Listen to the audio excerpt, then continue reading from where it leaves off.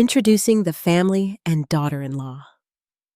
The Wilson household stood as a testament to traditional American values, 3 generations living under one roof in the suburbs of Chicago. The house itself, with its wraparound porch and manicured lawn, had been in the family for decades. Photographs of family trips and Christmas gatherings lined the walls, telling stories of laughter, hardship, triumph, and togetherness. At the head of the family was Evelyn, the stern but well-respected matriarch. Now, in her late 60s, she took pride in maintaining her home's legacy and structure. Her husband, Frank, was more gentle, a semi-retired engineer who doted quietly on his grandchildren and still tinkered with ancient radios in the garage. Their 2 sons had both taken different paths. Michael, the elder, was pragmatic and reserved, a product manager at a local tech firm. He lived at home with his wife, the story's central character, Anna. Anna was in her early 30s, thoughtful and quietly determined.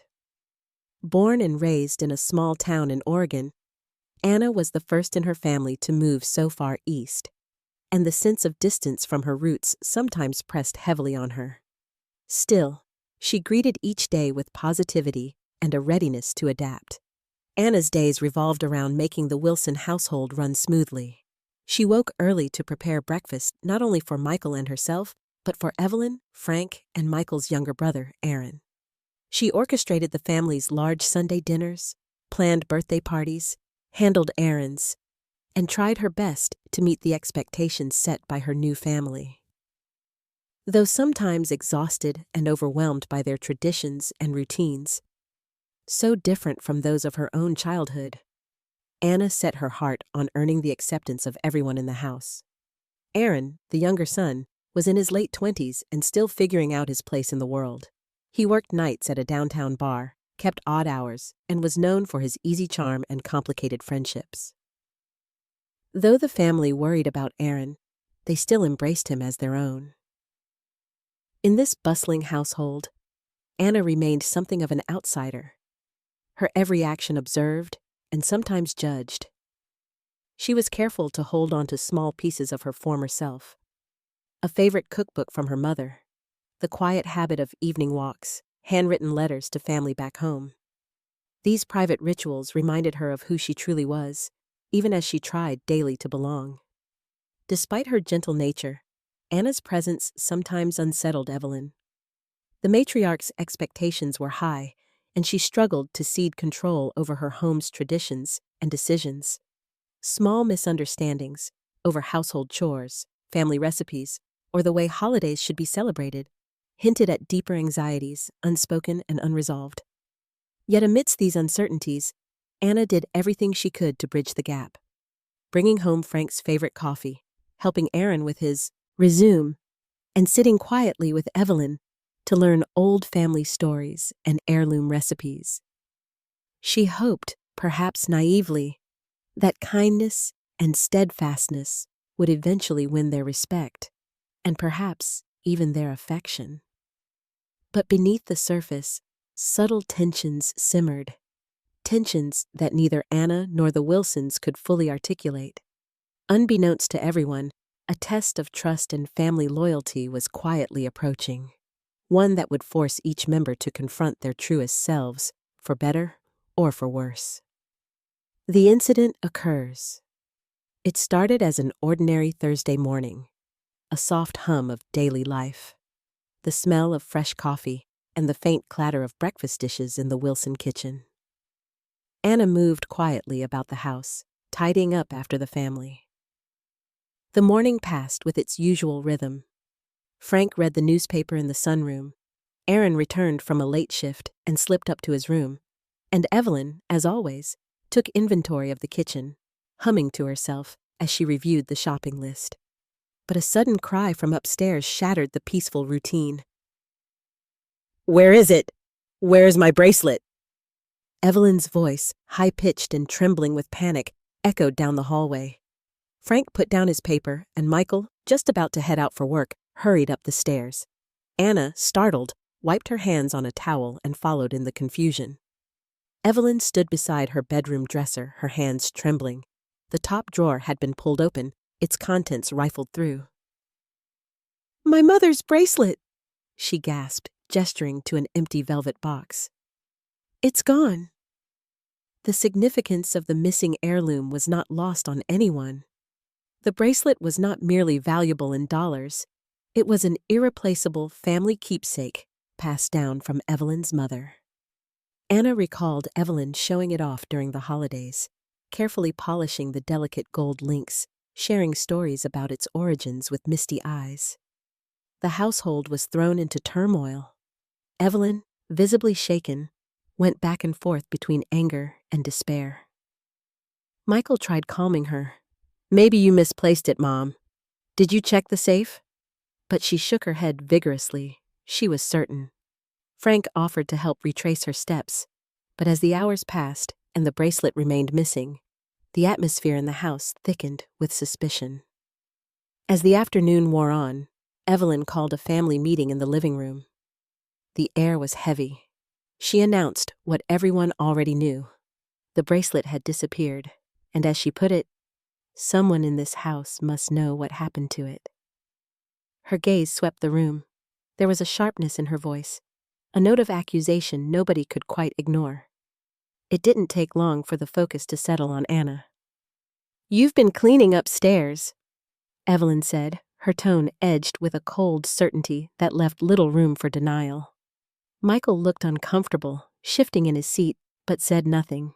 Aaron, tired and bleary-eyed, just stared at the floor. Anna felt an icy weight in the pit of her stomach as Evelyn's suspicions became explicit. From that moment, the dynamic in the Wilson household shifted dramatically. Conversations grew clipped and awkward. Anna noticed that Evelyn began keeping her bedroom door closed and locked whenever she left the house. Frank, usually warm and gentle, became distant, avoiding eye contact. Even Michael grew withdrawn, distracted by tension he didn't know how to resolve. Only Aaron, who was rarely at home these days, seemed unaffected, but his silence too felt heavy. Whispers circulated between the family members. Anna overheard snatches of conversation through half-open doors, doubts cast in hurried, hushed tones, stories rewritten in real time. Every glance, every gesture, seemed loaded with new meaning. Anna's presence in a room was met with an uneasy quiet, her efforts to help met with stiff politeness or outright avoidance. Outside the Wilson home, life continued as usual, but inside, everything had changed. The missing bracelet was no longer just an object. It became a fracture line, exposing faults and resentments that had always been just beneath the surface. For Anna, the house felt colder, the sense of belonging she'd fought so hard to build now slipping silently away. And in the corners of her mind, a new question took root. If she was not truly family, then what was she? Unspoken and unresolved, suspicion now settled over the Wilson family like a storm that refused to break. Pressure and pain. In the days that followed the disappearance of the heirloom bracelet, Anna's world seemed to shrink to the confines of her own anxiety and alienation.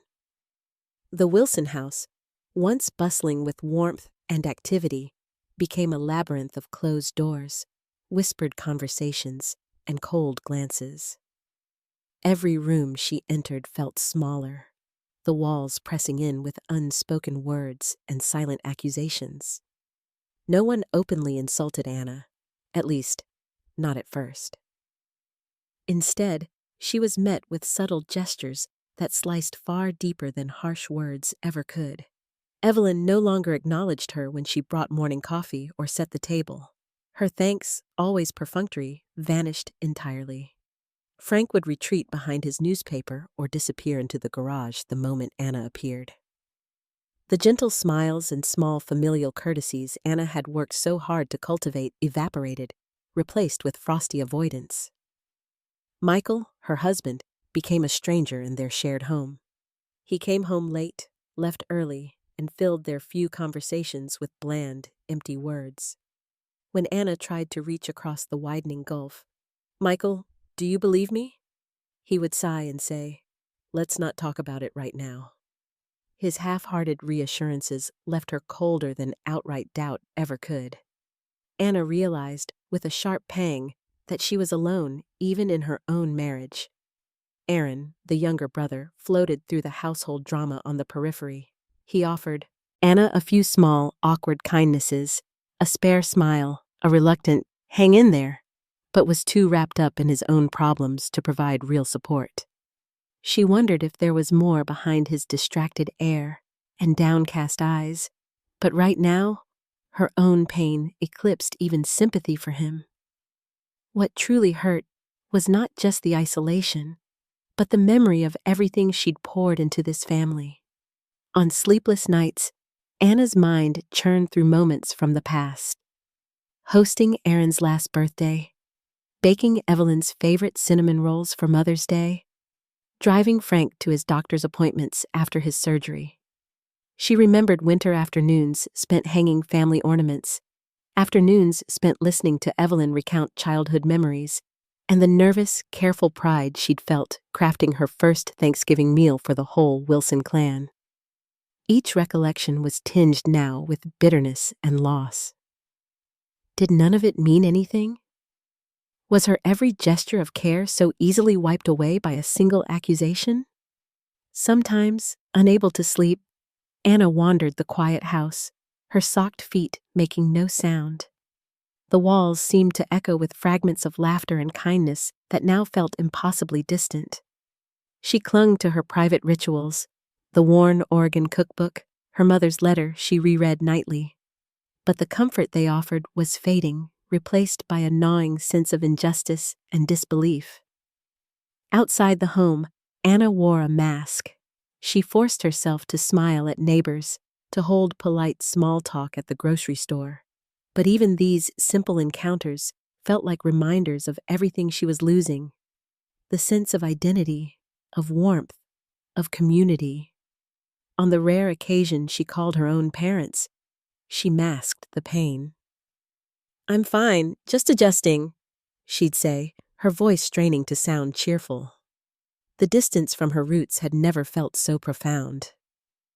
As the days dragged on, Evelyn's attitude hardened into open hostility. She began issuing commands instead of requests. "Don't touch my things," she'd snap. "I'll do the laundry myself." The implication was clear.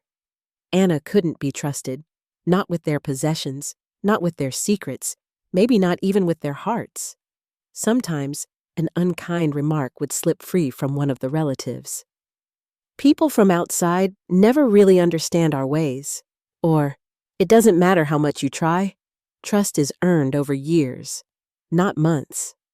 These words, carelessly uttered but sharply heard, became seeds of doubt that took root in Anna's heart. Night after night, Anna battled waves of humiliation, anger, and sorrow. She questioned herself, questioned her worth, questioned whether she belonged here at all. But even as the pressure mounted, a small ember of determination flared within her. She knew she was innocent. She knew the love, sweat, and hope she had poured into the Wilson family. The pain was real, deep, raw, and lonely. But it was not defeat. Hidden beneath the weight of accusation, Anna's spirit began quietly to endure. As the isolation grew, so too did her resolve. If no one was willing to clear her name, perhaps she would need to do it herself. The resolve to investigate. Night pressed heavy around Anna as she sat alone at the edge of her bed, her hands clasped tightly in her lap. The muffled sounds of the Wilson household, creaking floors above, water pipes groaning faintly, were little reminders of a home that now felt more like a fortified maze. It had been a week since Evelyn's family bracelet disappeared, and Anna, still reeling from silent accusations and cold shoulders, faced a crossroad. Either live with the shadow of suspicion or fight back with the only weapon she had, her determination to find the truth. She turned the dilemma over and over in her mind. All her life, Anna had avoided conflict, molding herself to fit circumstances, believing steady kindness could prevail. But now, kindness had left her dangerously exposed. Looking back, she could trace the slow burn of suspicion, the way Evelyn's eyes trailed after her, the resentful way Frank's footsteps retreated when she entered the room, Michael's tired silence at dinner. It was no longer simply a matter of being accepted. Her dignity, her future with this family, perhaps even her grasp on her own integrity, was at stake. She knew that pleading her case once more would be pointless. The family had shut their ears. If Anna wanted to clear her name, she would need to do it herself. The very idea seemed daunting. She never fancied herself a detective, just a daughter-in-law who wanted to be seen and loved for who she was. But as she lay awake, the initial sting of injustice cooled into a quiet, burning resolve.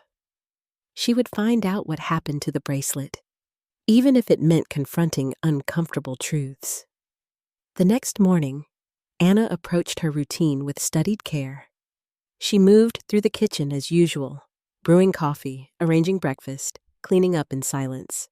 She noticed how Aaron shuffled in late, rubbing sleep from his eyes, avoiding everyone's gaze. He muttered something about a long shift at the bar and drifted upstairs. She watched Michael gather his bag and leave for work, tension straining his face. Everyone seemed to prefer avoidance over confrontation, as if ignoring the tension might somehow dissolve it. But as Anna prepared to dust the upstairs hallway, a territory she now entered with a kind of scripted caution, her mind raced. If she was going to investigate, she needed a plan. And more urgently, she needed to avoid tipping off the family, lest her efforts be painted as evidence of further deceit. The prospect filled her with anxiety. She could already hear Evelyn's bitter voice. "What are you snooping around for now?" And she shuddered at the thought. Discretion would be her greatest ally. Understanding the household, Anna decided to begin by mapping out the events of the day the bracelet went missing. She sat down with the notepad in her lap, ostensibly to jot down grocery items, and began to reconstruct, in secret, the simplest questions. Who was upstairs and when? Where had everyone been in the house? Which rooms had been locked and which left open? She catalogued movements, rehearsed memories. Aaron had come home early that morning, she suddenly remembered, a detail that seemed meaningless at the time. She replayed the scene in her mind, the alarming cry from upstairs, the clatter of hurried footsteps, Evelyn's trembling fingers pointing toward the empty velvet box. Through it all, Aaron had lingered quietly outside his own room, half glancing at the rest of them, slipping away as quickly as possible. Had that moment meant something? Or was she seeing shadows in a house grown too cold? Then Anna remembered the faint sound she'd heard the night before, just before she had gone to sleep. A door creaking open, an almost inaudible shuffling down the hallway. Had that been Aaron returning home late? Or someone else? Suddenly, Aaron's erratic comings and goings seemed to crowd her thoughts. Unlike Michael, whose routine was steady, or Frank and Evelyn, whose days unwound in predictable patterns, Aaron moved through the home like a guest, present but unanchored. Small clues and early doubts. Digging further, Anna tried to recall other oddities. She remembered seeing Aaron hunched over his phone in the hallway, speaking in stressed, clipped tones. Once, during a thunderstorm, she'd overheard him in the living room whispering urgently to someone, saying, "I'll get it. Just wait. Soon. Okay?" He'd noticed her approach and quickly hung up. At the time, Anna thought it had been a fight with a girlfriend. But now, with suspicion gnawing at her, she wondered. The more Anna reflected on Aaron's behavior, the more she began to see patterns that had previously blended into family background noise. The sudden requests for cash. "Can I borrow some gas money just until Friday?" The martial arts lessons he mysteriously stopped attending. the unexplained absences, and the nervous, almost desperate air he'd developed. She realized she would need more than half-remembered words and strange phone calls if anyone was to believe she wasn't at fault. If, in fact, anyone was to believe the truth, Anna would need proof, not just hunches. The question was how to get it, especially in a home where every action was scrutinized. Planning her moves. That afternoon, Anna began her investigation in the only room she deemed safe, her own. She examined the notepad on her desk, jotting down times and dates, theorizing about potential motives. She resolved to pay closer attention to everyone's routines, even at the risk of being caught watching when she should have been invisible. It was a dangerous game, but the stakes were her character, her marriage, and perhaps even her sanity. She started small. In the evenings, Anna found innocuous reasons to pass by Aaron's door, listening for snippets of conversation. Once, she heard muffled cursing followed by a defeated sigh, the unmistakable sound of someone who felt cornered. On another occasion, she spotted a stack of scratch-off lottery tickets in the trash can, something she'd never seen Aaron admit to. Her mind spun with speculation. Was he desperate for money? Could gambling be involved? Anna also observed her mother-in-law's habits, if only to avoid being seen as intrusive. Evelyn now locked her bureau every time she left, casting Anna a look edged with accusation. Yet she did not check on Aaron's room or possessions with half the zeal she showed for disciplining Anna, a double standard that Anna couldn't help but notice. Balancing fear and courage. Every new step brought fresh nerves. Every new discovery, no matter how small, came with the risk of being caught. Anna feared being accused not just of theft, but now also of prying, further alienating her from the Wilsons. She worried her resolve might come undone any moment. There were nights when she questioned whether confronting the truth was worth the risk of losing the fragile threads still tying her to the family. At her lowest points, Anna would recall her mother's advice, echoed in letters from home. You can only be yourself. The truth, in time, will speak. That mantra gave Anna the steel she needed. She started to carry her phone with her, ready for the chance to record a suspicious conversation, or photograph something that could serve as evidence, not to trap, but to vindicate, to defend herself when words alone had failed. Quietly, carefully, Anna's investigative efforts gained momentum. She scanned for the bracelet online in local pawnshop listings, checked credit card statements when Michael absent-mindedly left them on the counter, just in case Aaron's name appeared. With each piece, a small picture of the truth began to emerge, even as she feared just how deep the family's wounds might run if her suspicions proved right. A private resolve. In the end, Anna's greatest challenge was not the investigation itself, but the battle within her own heart. She had always wanted to be part of the Wilsons, to bind herself to their traditions and their love. Now, she was forced to walk a lonely, uncertain path, questioning whether the bonds she longed for had ever been real. Yet as her resolve deepened, Anna found a new sense of clarity, a steel thread woven through her sadness. She would do what she must, not for revenge, but for her own peace, for the restoration of truth in a household left adrift by suspicion. And in that commitment, Anna discovered something she hadn't expected. A wellspring of inner strength, a voice that could no longer be silenced. The road ahead promised to be painful and unpredictable, but Anna knew one thing for sure. She would see it through to the end, no matter the cost. For the first time, she realized the power of fighting not just for a place in the family, but for her right to be believed. The brother-in-law's secret unveiled. Anna's resolve had weathered many storms in the preceding weeks, but nothing quite prepared her for the depth of the secrets buried beneath the Wilson family's surface. The home, always a world unto itself, had become strangely silent, as if its walls kept watch and whispered warnings. Yet Anna pressed on, propelled by a need to reclaim her dignity, and by a growing intuition that the real story, the true culprit behind the lost heirloom, was much closer than anyone dared admit. She began to notice patterns in Aaron's comings and goings. His routines were erratic: sleep all day, out most nights, returning with haunted eyes and slumped shoulders.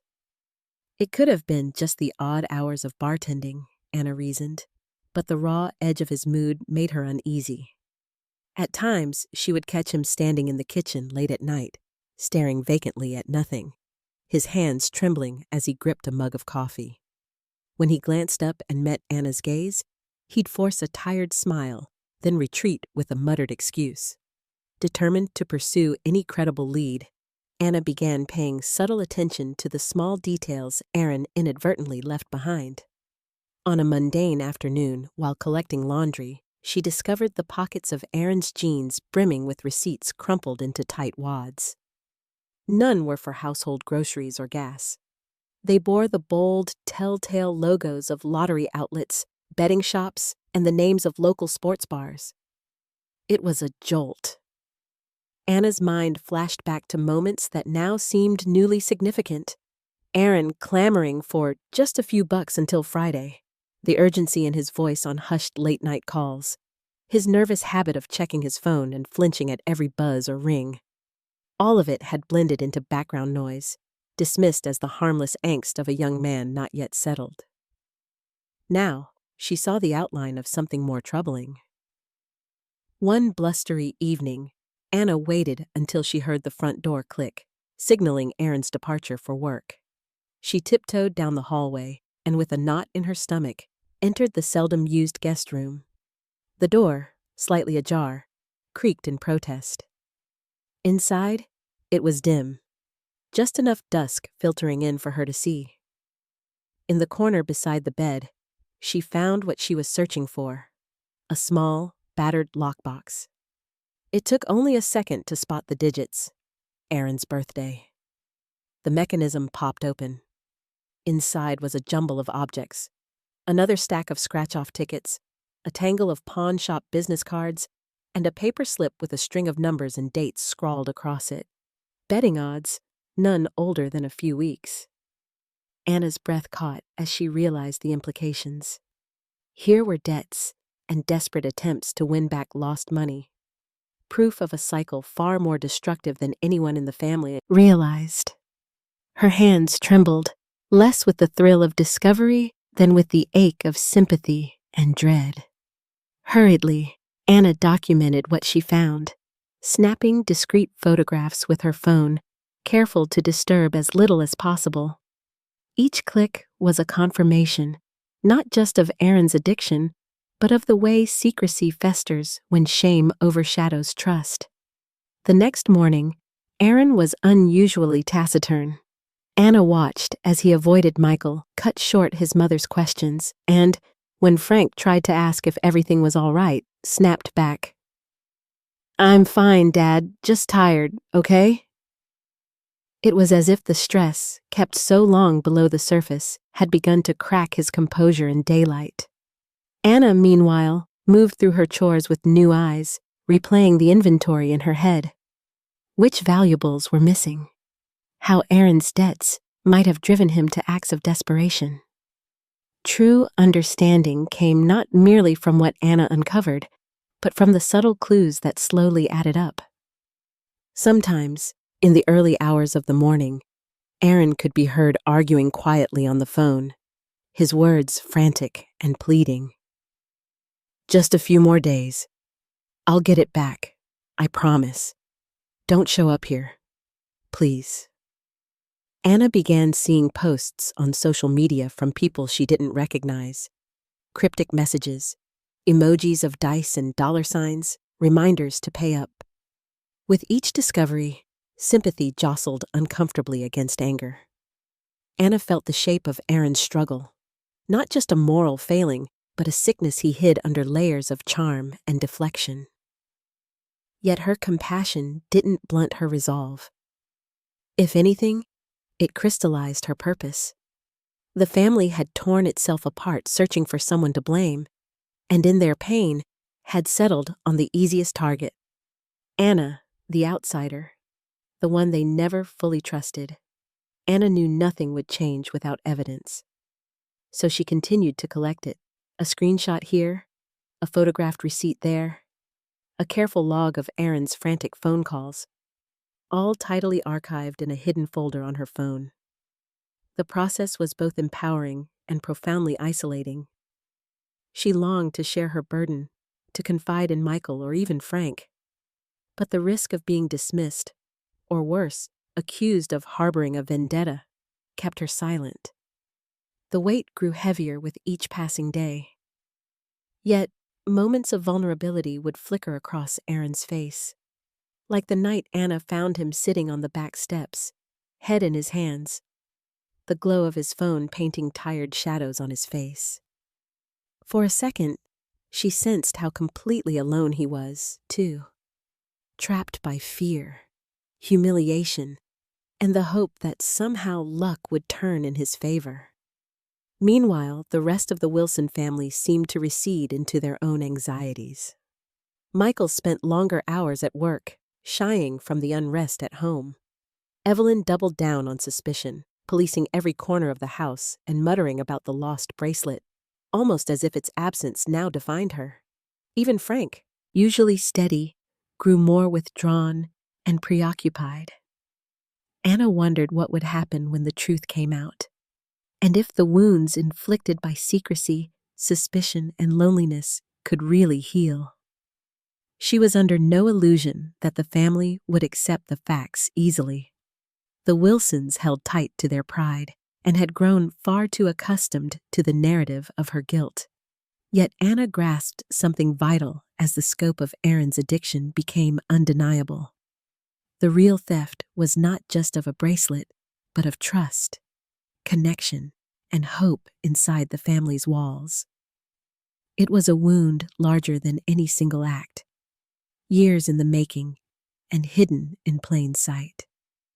As she tucked away her evidence one final time that night, Anna inhaled a slow, steady breath. The time for secrecy was nearly over. The day would come, sooner than any of them realized, when she would lay out the truth for all to see, not out of spite, but to save herself, and maybe, in some unexpected way, to save Aaron too. That night, for the first time in weeks, Anna slept with a sense of uneasy peace. She saw clearly at last how the truth, ugly or not, was the only path forward. And with the dawn, her resolve sharpened. She would not let blame, nor the burden of a family's silence, define her worth any longer. Gathering evidence. Anna's nightly resolve crystallized into action by daylight, but every step felt treacherous. Her heart pounded not only with anxiety about being caught, but with the weight of what was at stake. If her efforts were discovered, the Wilson family's suspicion and judgment would only grow sharper, and perhaps irreversible. Still, Anna knew the truth had to come out, driven by a need for dignity and the hope that someday the walls of mistrust might finally crack. The first order of the day was to systematically collect what she had only guessed at before: evidence. No longer content with half-glimpsed receipts or whispered late-night arguments, Anna committed herself fully to unraveling Aaron's web of secrets and to making the truth undeniable to the Wilsons. A careful approach. Anna fully understood the risks. To the others, any unusual attention to Aaron could look like vindictive snooping rather than a quest for justice. So she cloaked her actions in routine. When she swept the corners of the living room or folded laundry, she kept her eyes open for anything out of place, but let her face betray nothing. Her phone became her indispensable tool, a silent witness, always at hand, but never obvious. If she heard Aaron slip out at odd hours, Anna would note the time in her phone, all the while feigning indifference if anyone saw her texting. By now, she'd begun compiling an encrypted folder.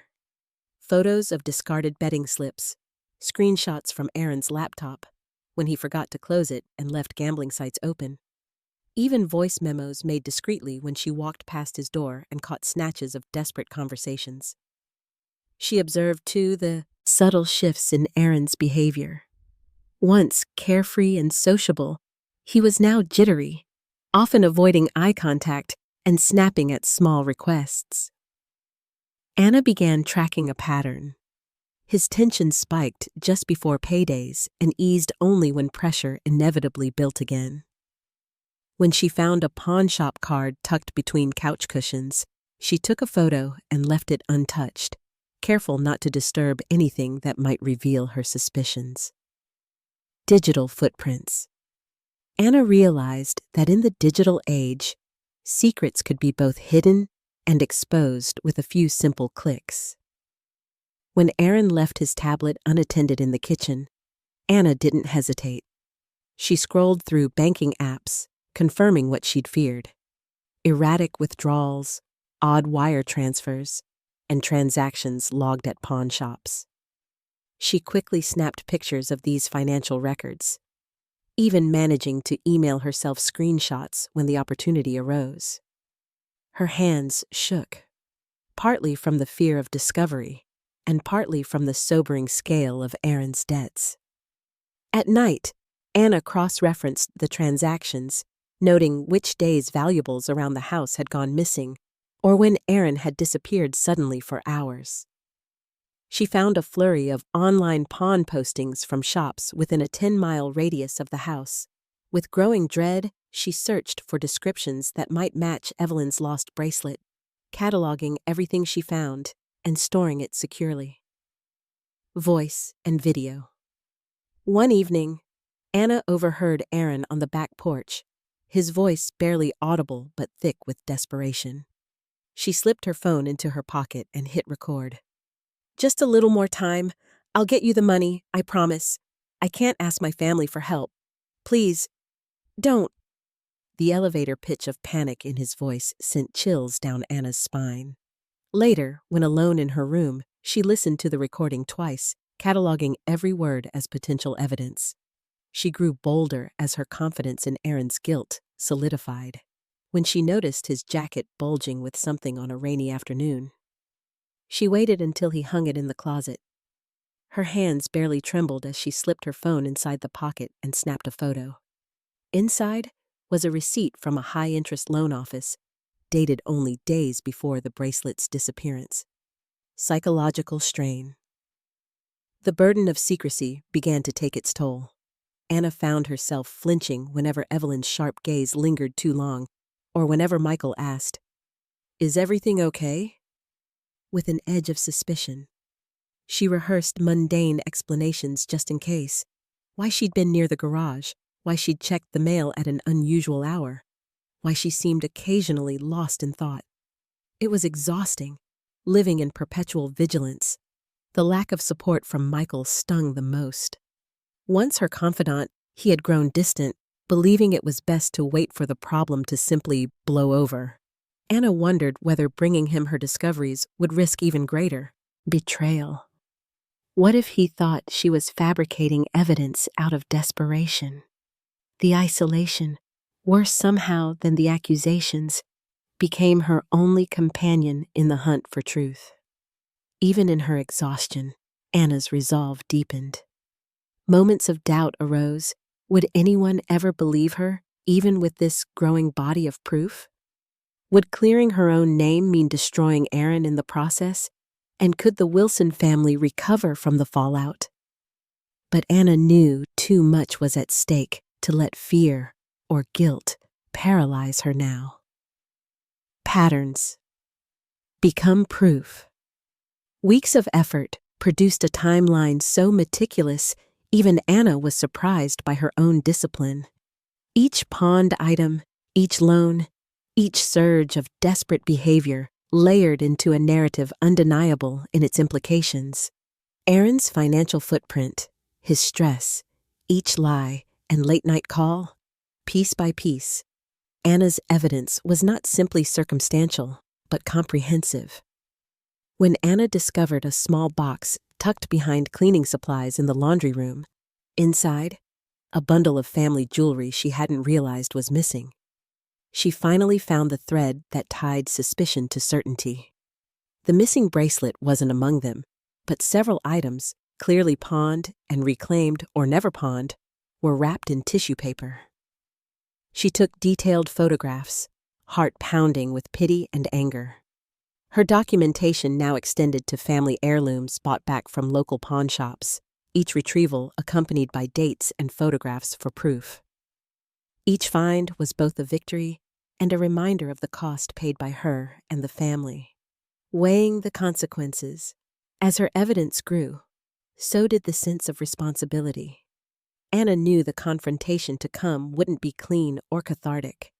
Aaron's shame, Evelyn's heartbreak, Michael's helplessness, these would all erupt when faced with the truth.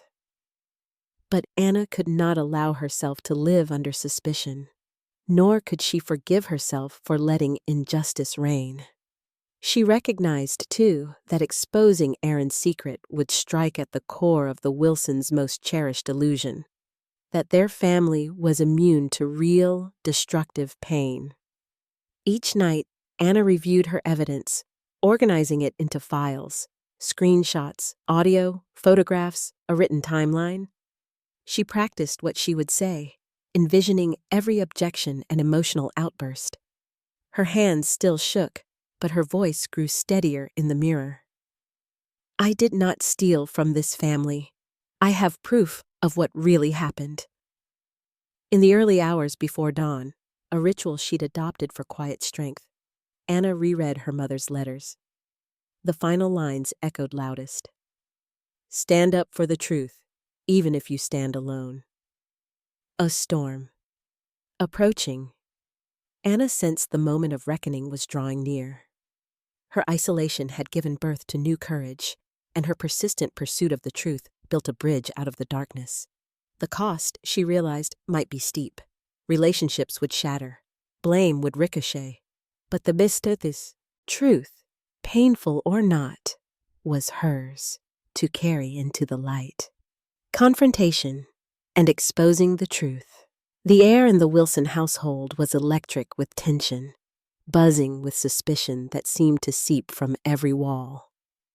For weeks, Anna's days had been haunted by silent accusations, the ache of betrayal, and the lonely task of gathering proof. An exercise not just of survival, but of reclaiming her dignity. The evidence, painstakingly documented and organized, was now a bulwark against the roaring tide of blame. Anna knew she could not wait any longer. The time had come to speak the truth, no matter the cost. She chose Sunday afternoon for the confrontation. Sundays had always been the Wilsons' day for family gatherings, a tradition Evelyn guarded fiercely. Anna rose early, her stomach tight with nerves, and prepared breakfast as usual. The rituals soothed her in small ways, a reminder of the person she still was, despite everything. She laid out the evidence methodically, reviewing screenshots, audio clips, photographs, and a timeline of Aaron's movements and financial transactions. She rehearsed her words in the mirror, her voice trembling at first but sharpening with resolve. The truth deserves to be heard, no matter how uncomfortable it is. After lunch, when the family was gathered in the living room, sunlight streaking through the sheer curtains, dust motes dancing in the stillness, Anna called for everyone's attention. Frank looked up from his crossword. Evelyn's lips tightened. Michael glanced warily between his wife and his mother, and Aaron, visibly uneasy, shrank into the corner of the sofa. Anna's hands shook only slightly as she began. She spoke softly at first, her voice threaded with a sadness that drew the family's eyes. "I never imagined I would have to do this. All I ever wanted was to belong here and be trusted. But I've been living in suspicion, and I can't bear the injustice anymore. Not to myself, and not to this family." She paused, then reached for her folder and phone. Gently, she laid out each piece of evidence. I have proof, not suspicions, not guesses. Proof. I ask you to listen with open hearts, even if it hurts. First, she played a recording of Aaron's late-night call, the fear and desperation in his voice impossible to ignore. Then came the photographs, lottery tickets, receipts from pawn shops, and screenshots of online transactions linked to Aaron's accounts. She passed around a list she'd compiled matching the day's household items went missing with the corresponding withdrawals and visits to pawnbrokers. Anna turned to Aaron, her expression gentle but unwavering. I am not your enemy, Aaron, but I had to find out the truth. This is not just about a bracelet. It's about trust and the kind of pain that secrecy brings to everyone. For a moment, the room was frozen in disbelief. Frank stared at the stack of evidence, his eyes brimming with shock and disappointment. Evelyn's mouth parted, but no words came.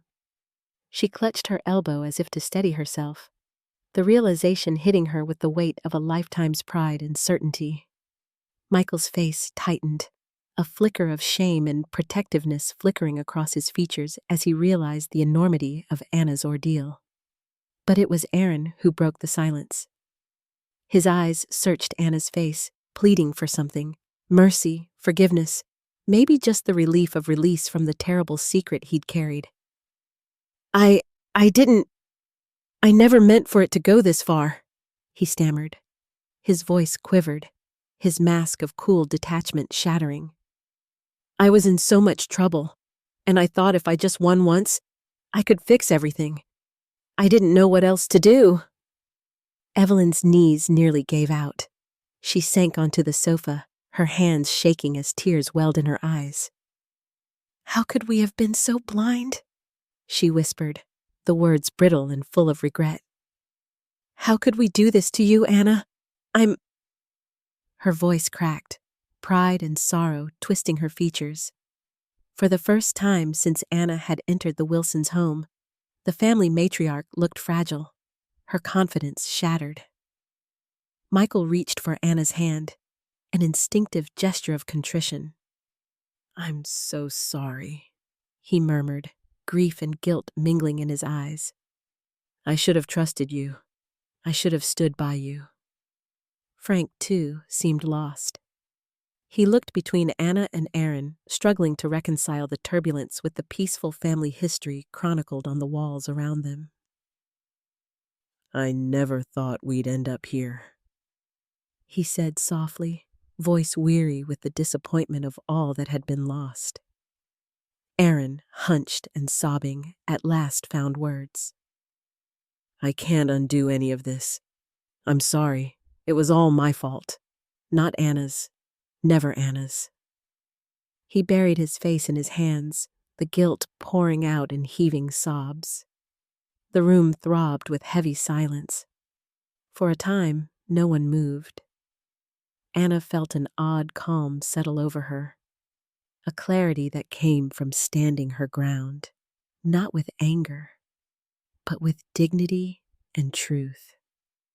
The years of effort and love she'd poured into the Wilsons no longer seemed invisible or erased. She could see in their faces the slow, painful dawning of understanding. Eventually, Evelyn rose and crossed to Anna, her voice a whisper. I don't deserve your forgiveness, but I ask for it anyway. Her words stumbled, the old authority gone, replaced by a humility that Anna had never before witnessed in her mother-in-law. Anna met her eyes and nodded, the gesture not quite absolution, but acceptance. She too was deeply wounded, scars that would not fade quickly, if ever. But the truth, exposed at last, allowed for the first steps toward healing, however uncertain. The family sat together long into the evening, the confession having cracked open a silence that had nearly suffocated them all. There were no easy answers, and no tidy resolutions.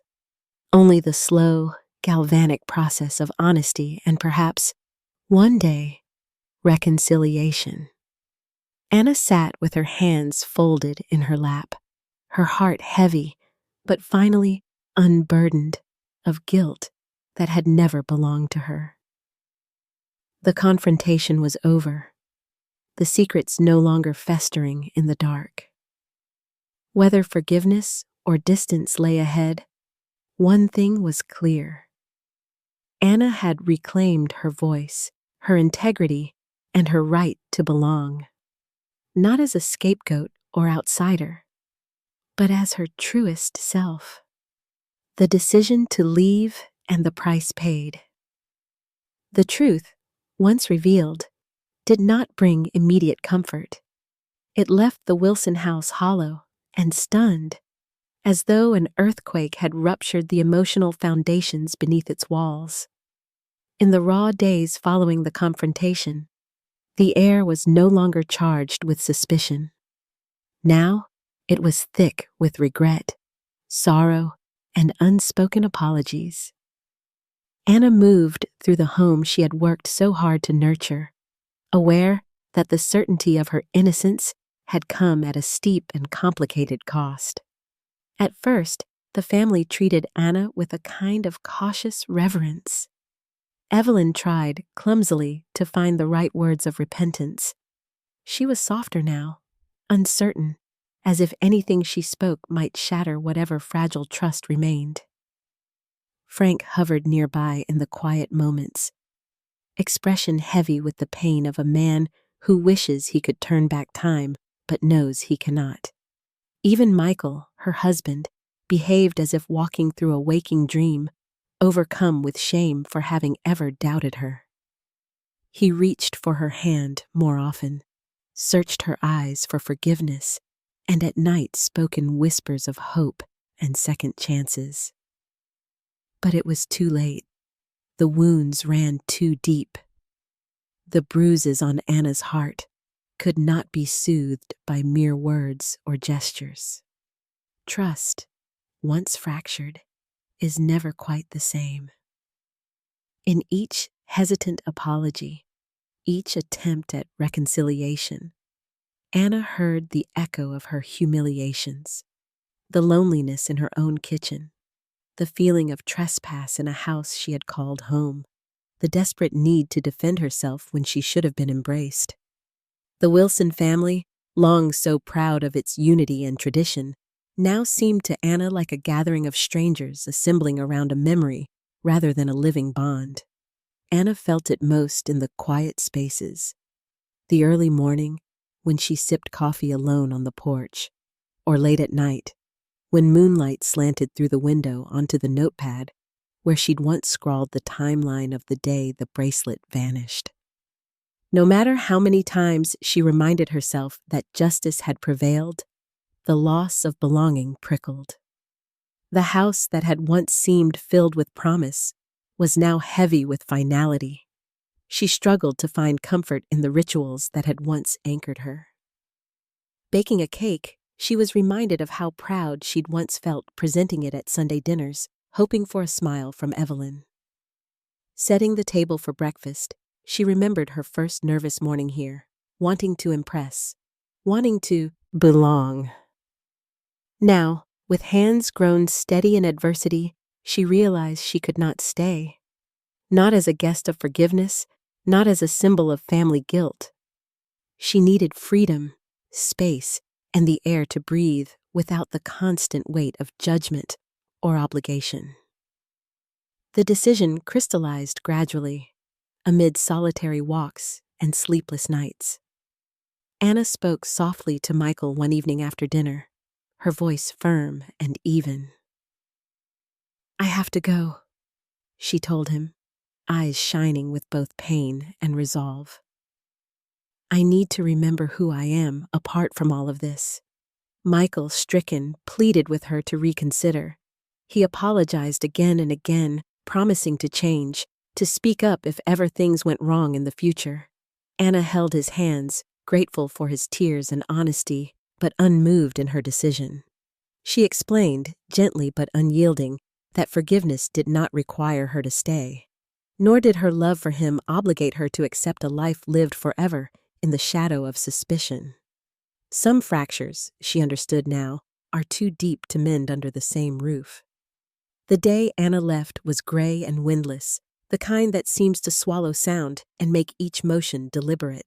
She packed her bags in silence, the house unusually quiet. Aaron remained mostly in his room, shame drawing long shadows across his face. Evelyn hovered anxiously, wanting to help, but too uncertain to ask. Frank paused in the hallway, searching for words, managing only, "I'm sorry, Anna, for everything." Before stepping out the door, Anna placed a letter on the kitchen table. A letter full of gratitude for what the family had once meant to her, and full of hope that her departure might serve as a turning point, a chance for all of them to look inward and build something better together. She did not linger. She did not want to say goodbye with words, only with the quiet dignity of stepping forward, carrying herself whole. The house felt emptier after she left. The Wilsons moved daily through the hollow ache of her absence. Evelyn, so long the family's unshakable matriarch, found herself sitting at the window, replaying Anna's kindness in her mind. How she'd tried to learn old recipes, how she'd listened with genuine curiosity to family stories, how she gave more than she took. Frank missed her steady presence, her willingness to help, her laugh brightening the slow afternoons after his surgery. Michael, once lulled by the inertia of tradition, was left with the bitter realization that trust, once broken, cannot be won back by pleading alone. Only Aaron, whose own spirals had set all in motion, was left to reckon most deeply with the aftermath. Seeing what his desperation had cost, not just the family heirloom, but Anna's place in their circle, forced him to confront his own demons at last. He began attending support meetings, sent Anna a letter of apology he wasn't sure she'd ever read, and swore to himself to live by honesty, if only for her sake. Life in the Wilson home moved forward, slowly, changed by absence more than confession. Holidays were quieter. Dinners, though civil, lacked the laughter Anna had worked so hard to kindle. The neighbors sometimes asked after her, and Evelyn would only sigh. "We lost someone good," her tone full of remorse. And what of Anna? She returned to her roots, to the places and people who had known her best. The pain of her ordeal did not disappear, but it faded, outpaced by a renewed faith in her own strength and the comfort that comes from living true. She discovered, in time, new communities, new friends, and, most importantly, a sense of self no longer defined by the need to prove or to be accepted by those unwilling to truly see her. The world outside the Wilson home was both daunting and liberating, and Anna found there was room again for laughter. The price had been steep for everyone: loss, shame, the slow-cooked ache of regret. But beneath it all ran the golden thread of truth and the lesson that justice is not always vindication, but sometimes the courage to walk away. Long after Anna's footprints faded from the Wilson porch, her quiet resolve lingered, a reminder to the family that compassion, honesty, and open hearts are what make a house a home. The lesson was indelible. Never take for granted the loyal kindness of outsiders, and never allow suspicion to poison love. Only in owning their brokenness did the Wilsons glimpse hope for someday rebuilding, this time on a truer, humbler foundation.